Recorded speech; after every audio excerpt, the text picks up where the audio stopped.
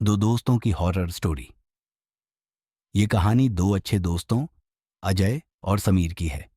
दोनों का दोस्ती का रिश्ता बहुत गहरा था। एक दिन उन्होंने एक सुनसान जंगल में ट्रैकिंग पर जाने का फैसला किया।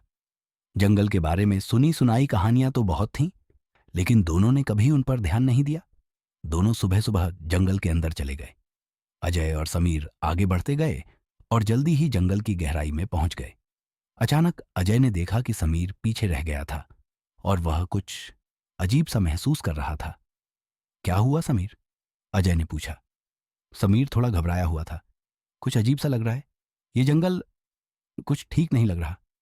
अजय हंसते हुए बोला, तुम बहुत डरपोक हो। ये सब बस डरावनी कहानियां हैं। लेकिन समीर को विश्वास था कि कुछ गलत हो रहा था। तभी दोनों ने एक पुरानी जर्जर सी हवेली देखी जो जंगल के बीचों बीच खड़ी थी। हवेली को देखकर अजय और समीर दोनों चुप हो गए। अजय ने हवेली की ओर बढ़ते हुए कहा, चलो अंदर चलते हैं। हो सकता है यहां कुछ रोमांचक मिले। समीर कुछ झिझकते हुए अंदर जाने के लिए तैयार हुआ। हवेली के अंदर अंधेरा था और जैसे ही वे दोनों कदम रखते, एक अजीब सी ठंडी हवा का झोंका आया। अंदर का माहौल बहुत डरावना था। अचानक एक तेज आवाज आई, जैसे किसी ने उनका नाम पुकारा। अजय, समीर। यह आवाज कहां से आई वे समझ नहीं पाए। समीर डर से कांपते हुए बोला, यह क्या था? हमें यहां से निकलना चाहिए।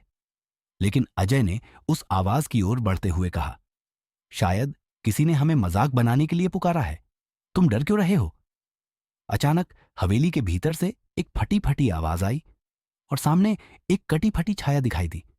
समीर की तो सांसें थम सी गईं, लेकिन अजय ने अब भी आत्मविश्वास बनाए रखा। क्या तुमने देखा? समीर कांपते हुए बोला। अजय ने घबराते हुए कहा, हां, मुझे भी कुछ अजीब लग रहा है। इसी बीच वो छाया उनके पास आई और अजय की गर्दन के पास झुकी।